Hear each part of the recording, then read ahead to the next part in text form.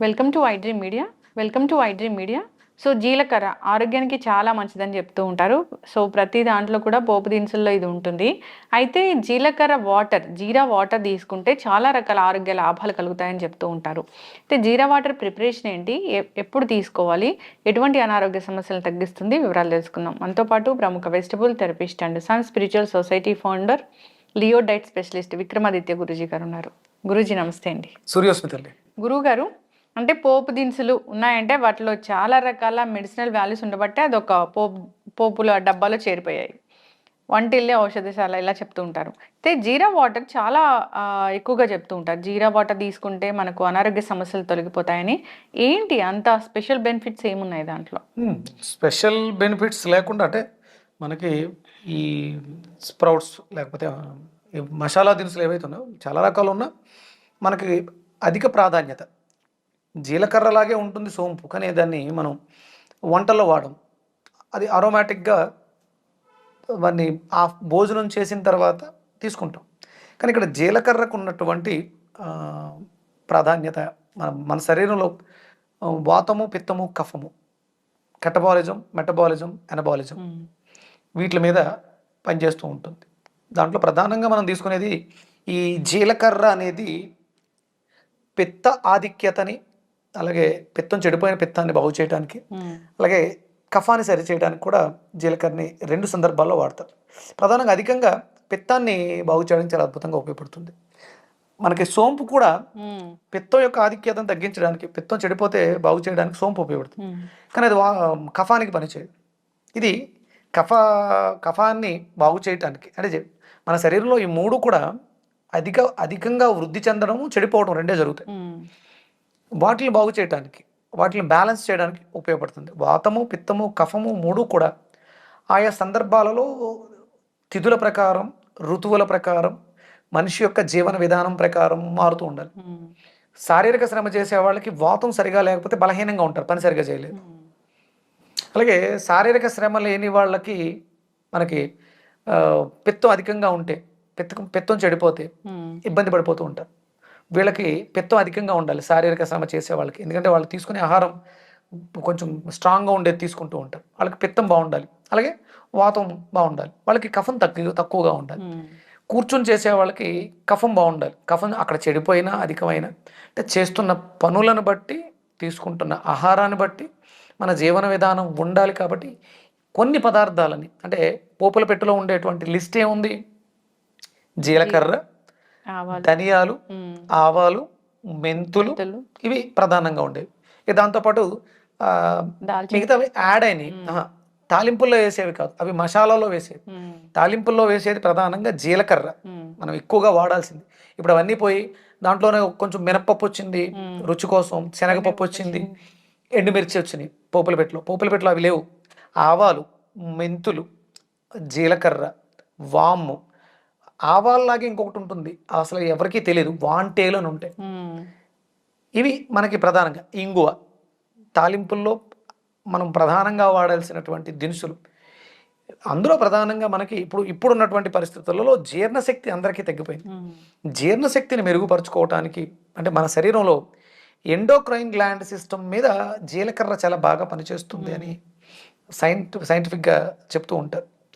విసర్జన వ్యవస్థ, endocrine gland system, మన శరీరంలో టాక్సిన్స్ని ఎలిమినేట్ చేయడానికి జీలకర్ర చాలా బాగా ఉపయోగపడుతుంది. అంటే కడుపులో ఉండేటువంటి జఠరాగ్నిని ప్రజ్వలింపచేసి అరుగుదలని మెరుగుపరచడం ద్వారా ఆ ఫైర్ బర్న్ అయినటువంటి వేస్ట్ మెటీరియల్ని మలం విసర్జన ద్వారా బయటికి పంపడానికి జీలకర్ర చాలా అద్భుతంగా ఉపయోగపడుతుంది.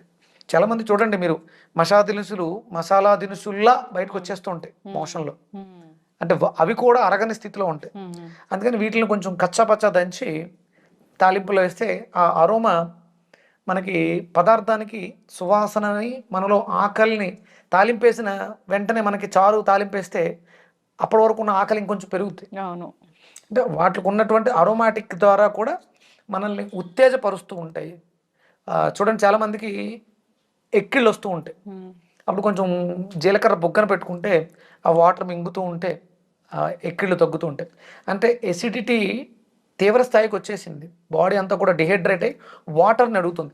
ఒకేసారి వాటర్ తాగేస్తే ఇబ్బంది అవుతుంది. అందుకని చెప్పేసి అని జీలకర్రని బొగ్గన పెట్టుకుంటే ఆ వచ్చేటువంటి లాలాజలంతో కూడిన యాంటాసిడ్ ముందు గ్యాసెస్ని సప్రెస్ చేస్తుంది.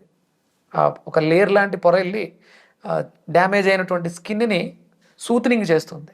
తర్వాత అప్పుడు మనం లిక్విడ్స్ తీసుకోవడం అవి చేస్తే మంచిది. అందుకని జీలకర్రకి చాలా ప్రాముఖ్యత. రుచిని పుట్టిస్తుంది సరే నాలుకకి. ఎండోక్రైన్ గ్లాండ్ యాక్టివ్ అవడం ద్వారా వ్యర్థాలు విసర్జింపబడి ఎక్సోక్రైన్ గ్లాండ్ వ్యవస్థ అంటే శోషరస వ్యవస్థ పదార్థాల్లో ఉన్నటువంటి పోషక విలువల్ని శరీరం తీసుకునే విధంగా చేస్తుంది. అంటే నా చిన్నప్పుడు ఒంట్లో బాగాలేనప్పుడు మేము బాగా వినేది ఏంటంటే మా అమ్మమ్మ గారు కొంచెం జీలకర్ర కొంచెం ధనియాలు మెత్తగా నూరి జీలకర్ర ధనియాల రసం దాంట్లో 2-3 రకాల ఆకులు కలిపేవారు. అది దొరకకపోతే అల్లం వేస్తే అల్లం జీలకర్ర ధనియాలు రసం మన జీర్ణ వ్యవస్థని మెరుగుపరుస్తుంది. గ్యాస్ట్రిక్ ఇష్యూస్ ఉంటే అల్సర్స్ ఉంటే తగ్గుతుంది. దగ్గు ఆయాసం ఇలాంటివి ఉంటే అద్భుతమైనటువంటి పరిష్కారం జీలకర్ర ప్రధానంగా ఉంటుంది. జీరా వాటర్ మార్నింగ్ తీసుకుంటే సరిపోతుందా? అవునమ్మా, ఇదంటే నైట్ సోక్ చేసి నైట్ అంతా నీళ్ళలో నానబెట్టి ఉదయం లేచిన వెంటనే దీన్ని కొంచెం వేడి చేస్తే ఇది ఇంకా కలర్ రాలేదు, బాగా ఎక్కువ నానితే ఏమవుతుందంటే ఎల్లో కలర్ వాటర్ వస్తుంది. ఎల్లో కలర్కు ఉన్నటువంటి అద్భుతమైనటువంటి లక్షణం ఏంటంటే పదార్థంలో ఉన్నటువంటి కృత్రిమంగా వచ్చేది కాదు, న్యాచురల్గా వచ్చేటువంటి ఎల్లో కలరు సెల్ రిజర్వేట్కి దోహదం చేస్తుంది. జీలకర్ర కూడా మన శరీరంలో ఉన్నటువంటి రిజనరేట్ ఆర్గాన్స్ ఉన్నాయి, రీప్రొడక్టివ్ ఆర్గాన్స్ సెల్స్ అన్ని రిజనరేట్ చేసి వాటిల్ని అభివృద్ధి పరుస్తుంది. సెల్ రీజనరేషన్ యాక్సిడెంట్ అయిన తర్వాత అక్కడ కొత్త సెల్స్ రావాలి అన్నప్పుడు జీలకర్ర నీళ్ళని ఉదయం నైట్ నానబెట్టి ఉదయం ఒక 5 నిమిషాలు మరగబెట్టి వడకట్టి దాన్ని తీసుకోవడం. కొంచెం కచ్చపచ్చ దంచితే దాంట్లో ఉన్నవన్నీ ఆ పోషక విలువలన్నీ కూడా వాటర్లో బాగా తీసుకుంటుంది. దాన్ని మనం మరగబెట్టి గోరువెచ్చగా కొంచెం తేనె వేసుకోవచ్చు, లేదంటే కొంచెం మింట్ వేసుకోవచ్చు. గ్రీన్ టీ తాగే అలవాటు ఉంది, ఇది జీరా టీ, జీరా సూప్లో తాగొచ్చు. కొంచెం ఇవి ఉంటుంది మన బ్లాక్ సాల్ట్, టేస్ట్ చాలా అరోమాటిక్గా చాలా బాగుంటుంది. మసాలా జీరా టీ ఇలా కూడా తాగొచ్చు. దానివల్ల చాలా ప్రయోజనాలు, కొన్ని మనకు తెలిసినవి మాట్లాడుకున్నాం, తెలియనివి ఇంకెన్నో. ఇది శరీరానికి ఆరోగ్యాన్ని చేకూర్చేది. జీలకర్రని తాలింపులు బాగా ఎక్కువ వెయ్యండి, ఏమీ లేవు తినడానికి, కొంచెం ఇమ్మీడియట్గా 2 కరివేపాకు రొబ్బలు వేసి కొంచెం జీలకర్ర కొంచెం మిరియాలు వేస్తే జీరా రైస్ ఆకలిని వృద్ధి చేస్తుంది, ఆకలి ద్వారా వచ్చేటువంటి ప్రాబ్లమ్స్ని కూడా తగ్గిస్తుంది. ఎస్, చక్కటి ఇన్ఫర్మేషన్ గురించి. జీరా వాటర్ ఆరోగ్యానికి చాలా మంచిది. జనరల్గా కూడా చెప్తుంటారు జీరా సోడా కూడా దొరుకుతుంది కదా, ఇండైజెషన్ ప్రాబ్లమ్స్ అద్భుతంగా పనిచేస్తుంది. ఎస్, ఏదైనా కానీ వీటిని వాడాలి. ఈ పోపుల పెట్టెలో పెట్టారంటే అవి మన ఆరోగ్యానికి మేలు చేకూర్చేవే. సో పరిమితిగా వాడుకోవాలని కోరుకున్నాం. చాలా చక్కటి ఇన్ఫర్మేషన్ గురూజీ, ఫాలో అవ్వాలని కోరుకున్నాం. ధన్యవాదాలు. సూర్యస్మితలే. And for more videos, Please subscribe to iDream. Please subscribe to iDream. Please subscribe iDream. And please subscribe to iDream. For more videos, subscribe to iDream. please like, share, and subscribe to the channel. Congratulations, iDream. Subscribe to iDream. Subscribe to iDream. So subscribe to iDream Media. iDream ki iDream team andarki huge congratulations. Please subscribe iDream Media. Please subscribe to iDream. Subscribe iDream. Please subscribe to iDream. iDream అంటే నా కళల channel subscribe చేసుకున్న నోరు తిరుగుతలేదు, మీరైతే గంట గుర్తు కొట్టండి. For more such videos, please subscribe to iDream. Subscribe to iDream. Please subscribe to iDream. Please subscribe iDream Media. Please do subscribe to iDream. Please subscribe to iDream Media. For best entertainment and information, please subscribe iDream. And don't forget to subscribe to iDream.